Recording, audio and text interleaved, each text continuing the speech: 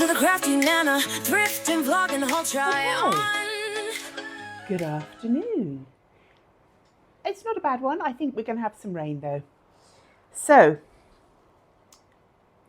dark blue and pink. I've done it before with a fabulous scarf.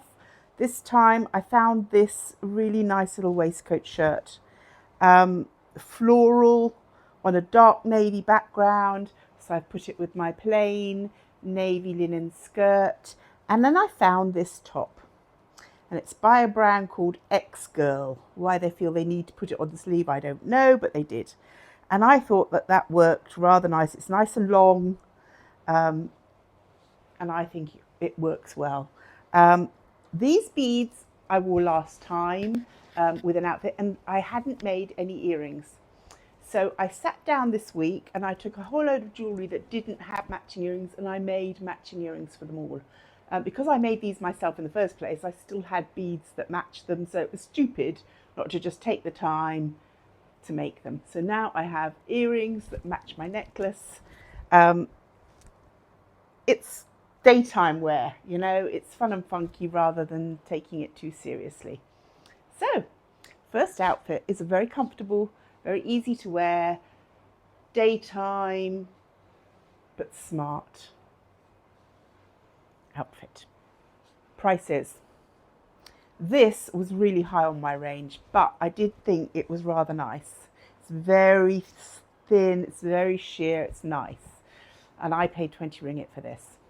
The shirt underneath, 10 ringgit. Now, this shirt has got some quite interesting features. It has a zipper right up the back. But as I'll probably never wear it without a top, you probably won't ever get to see that. But that doesn't matter. I'm just telling you it's there because it's interesting. X-Girl zipper top. So, oh, and the zip goes right the way down to the bottom. That's why it splits, because the zipper's there. So, 10 ringgit, 20 ringgit, full outfit.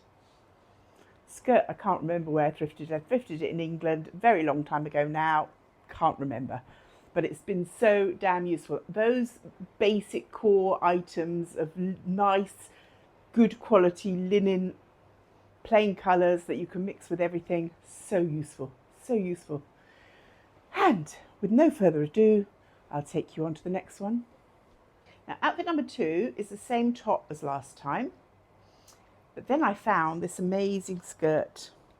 It's a chiffon, it's a lined chiffon tiered skirt in the most gorgeous shades of green with these bright pink flowers on it. And I thought, oh, gives me a chance to wear my Butler and Wilson butterfly that I absolutely adore and hardly ever wear, because not often do you get pink and green together. So I've made these little earrings to go with it. And then I take care of this, you know, every time I lose a stone or something, I very meticulously put it all back together again because I absolutely adore it. I've had it for many years. I've still got its original box. I love it. So I put it with this acidic green and grey long coat so that we can do quite a sort of evening-y, quite a smart sort of look, very boho, very relaxed, cocktails kind of thing. But this is part A, because I'm now going to give you a part B where I dress it more hippie, day wear, rather than boho, chic. So, part 2 coming up. I swapped out the long silky coat for a really rough old cheesecloth tie-dyed, well, splodgy dyed jacket. And suddenly it becomes very hippie, it becomes very cool, it becomes very daytime, it becomes very easy and relaxed. I put this lovely wooden and shell bead necklace, the long the long green beads, chandelier earrings, just so it's got that nice hippie feel to it. Very relaxed, very casual. and very bright and very happy and very uplifting. Those bright colours, they make you feel good. They really make you feel warm and happy. So, well, I always feel warm. But there we go. Part B. And we're ready to go on to number 3. Okay, so this is quite a sedate little outfit. So basically, back in the day, they did these shirts that had jackets and shirts together that buttoned up, but they were only from the seam, so it was like all in one. And I liked this little grey jacket, but the shirt underneath didn't quite fit. So I just chopped it out. And I don't really wear a lot of white shirts because I'm just not safe to be around lots of white clothes. I have quite a few white clothes, but I'm very careful when and where I wear them. And white is just, I'm just too messy. I'm just too painty, too, you know. Anyway, so I chopped this out and just made it into a little jacket, which is far more wearable to me than a piece that's got other bits going on. And then I put it over this little grey dress with the white stars on, whitish stars on, which I've had for a very long time. It was cheap. I think it was when they were doing like you 50 ringgit, and they're good. They're cheap dresses. It's lasted me a very long time. I have 4 or 5 of them. And in fact, I think last week I was wearing the blue and white floral one. This is the grey stars. Now, I had this grey gunmetal brooch, and I just hung it on one of the pearl necklaces so that I've got that nice big star at the top. I put some long pearls on, pearl bracelets, a pearl ring. Again, they're the things that make it look fancy. Without those, it just looks really everyday, go to school, go to work, diddle-a-dur. They're what dress it up. I put a headscarf in that's actually also got stars on it. It's got little white stars and little purple stars to match up to my hair. I just thought it was cute. So, whole outfit, really quite sweet, quite cool colours. After all that pink and green, I thought this would take the tone down again. Just relax. So there we go. Outfit number 3, done and dusted. So this is my final outfit today. I know I went a little over the top, but I was having fun. So I found in Jalan, Japan, a bag of fabric. I didn't know what it was when I found the bag. It was just all rolled up inside. But when I opened it, it was yards and yards and yards, but only very narrow, of this amazing hand tie-dyed fabric. And there really is so much of it. So much of it. It keeps going and keeps going and keeps going. Now you've got to think that already I've taken off enough to make this waistcoat. So you can imagine how long it was. And it's still got all the crinkles and wrinkles in it where it's all been threaded up and tie-dyed. And I thought, what am I going to do with that? Because it is narrow.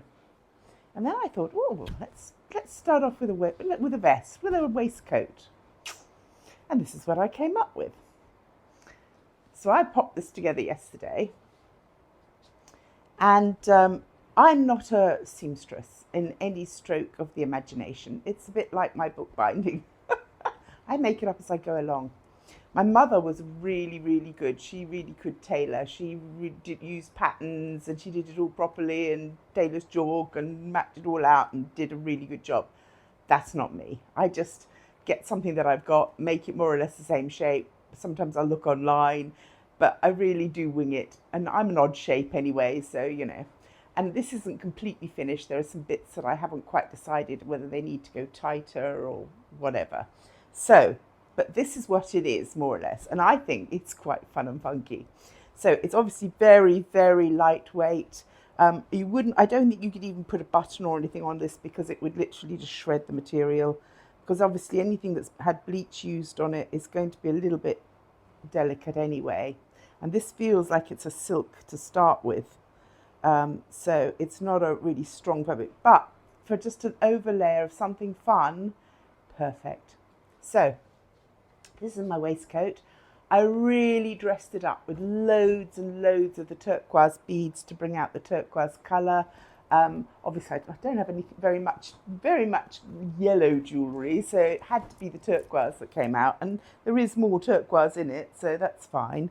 I tried to match up the patterns down the seams and things to a certain extent, and I think I did fairly well. I mean, I've got it sort of fairly balanced, and I'm really happy with it. It's really fun, and it gives a very sort of boho vibe.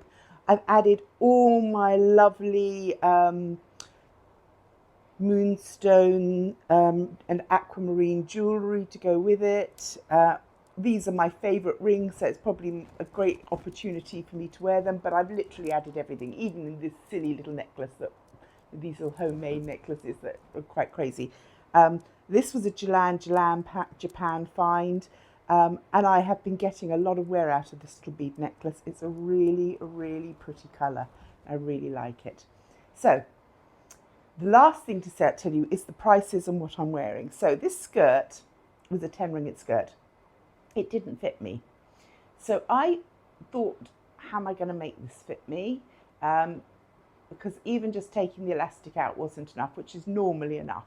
So what I did was I actually added a panel of Japanese fabric with a little cat pattern on it into a sort of V shape, and came up and just added an extra 2 inches on the waistband and a button, and now it fits me fine. And I feel it's almost like that Japanese art that where they put the gold filling into the broken things to make them fit. I'm just having fun with it, you know.